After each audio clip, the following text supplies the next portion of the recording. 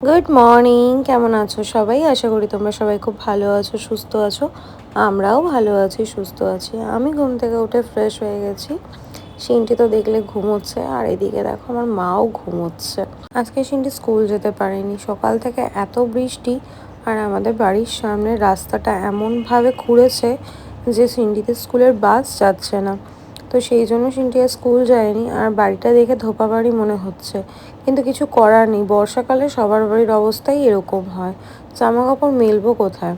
দাঁড়াও দাঁড়াও, দেখো জামা কাপড় কিন্তু তুলে ভাঁজ করে রেডি করে রেখেছি।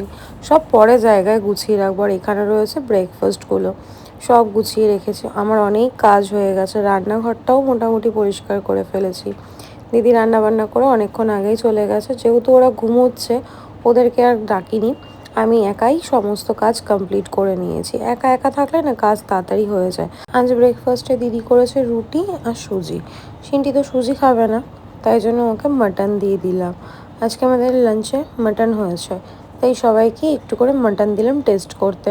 ব্রেকফাস্ট করার পর কিছু বাসন ছিল, সেগুলো ধুয়ে নিলাম। একটু দরকারে বেরোবো, তাই ভাবলাম রান্নাঘরের যা কাজ আছে সেটা সেরে যাই। রান্নাঘরটা পরিষ্কার করতে আমার প্রায় 1.5 ঘন্টা মতো সময় লাগে। সমস্ত কিছু পরিষ্কার করা, নিট অ্যান্ড ক্লিন, সেই জন্য ভাবলাম করেই যাই, ফিরবো কখন না কখন। কিন্তু তাড়াতাড়ি চলে এসেছিলাম। চুলটা দেখো একদম টেনে টুনে চুল বেঁধে নিয়েছি, আর রান্নাঘর একদম নিট অ্যান্ড ক্লিন। খাবার দাবারও গোছানো হয়ে গেছে, সমস্ত কিছু একদম পরিষ্কার। মা আর সিনটি রেডি হয়ে ওয়েট করছে। এবার এই চললাম ঝোলা নিয়ে আমাদের কাজে। গন্তব্যস্থল হচ্ছে ব্যাংক। প্রথমে যাব ব্যাংকে, আমার কিছু কাজ আছে। আর দেখো বাড়ির সামনেটা পুরো সমুদ্র হয়ে গেছে। তারপর টোটো করে চলে আসলাম ব্যাংকে। টোটো তো পাচ্ছিলামই না, যেহেতু এত জল রাস্তায়, টোটোই সেভাবে আসতে চাইছিল না। প্রথমেই আসলাম ব্যাংকে। দেখো আমার মায়ের কিন্তু কষ্ট হচ্ছে, তারপরও মেয়ের সাথে এসছে। তারপর চলে আসলাম একটা বেডিংয়ের দোকানে, যেখান থেকে আমি বেডশিট কিনেছি, তোমাদের সঙ্গে শেয়ার করবো বাড়িতে গিয়ে। সেখানেও সিনটি আদর, গিফট অনেক কিছু পেয়েছে।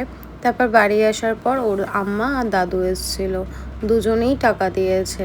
দাদু আলাদা দিয়েছে জামা কেনার জন্য, আম্মা আলাদা দিয়েছে। সিনটির তো লটারি লেগে গেছে। আর এই টাকা দেখে তোমরা ভেবো না যে আমি টাকা দেখিয়ে ভিডিও করছি, এটা আমার ভীষণই রুচিতে লাগে। যেহেতু সিনটি আনন্দ পেয়েছে, সেটাই তোমাদের সঙ্গে শেয়ার করলাম, আদার্স কিছুই না। তারপর আমরা অনেকক্ষণ গল্প করলাম। গল্প করার পর ওর আম্মা আর দাদু চলে গেল। তারপর আমরা স্নান করলাম। স্নান করে আমি ঠাকুর ঘরে একটু বসেছিলাম। আমার ঠাকুর ঘরে না সময় কাটাতে খুব ভালো লাগে। এখন সময় পাচ্ছি না, যেহেতু মা আছে, একটু কাজের চাপ আছে।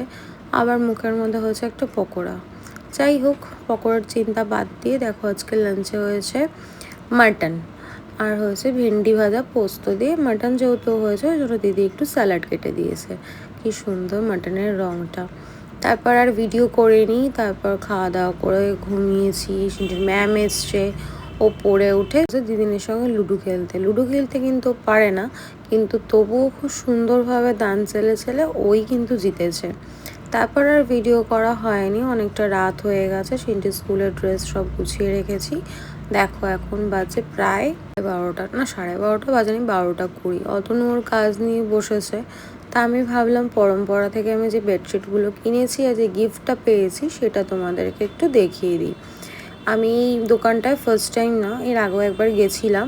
তখনও বেডশিট কিনিনি, তখন আমি পর্দা কিনেছিলাম। দোকানের জিনিস খুব ভালো, কালেকশনও খুব ভালো। এই দেখো একটা নর্মাল বেডশিট নিয়েছি। আমার সাদা বেডশিট না ভীষণ পছন্দ, আর এই স্টিচের বেডশিটগুলো আমি খুঁজছিলাম, কিন্তু অনলাইনে অনেক দাম দেখাচ্ছিলো, যে ওই তুলনায় আমি অনেক কম দামে পেয়েছি। সঙ্গে একটা গিফটও পেয়েছি। ফ্রি গিফট সবসময় পছন্দের হয়। দেখো এখন 1:20 বাজে, এখন আমি ঘুমোতে যাব, কারণ আমার কিছু কাজ ছিল, সেগুলো কমপ্লিট করতে করতে একটু লেট হয়ে গেছে।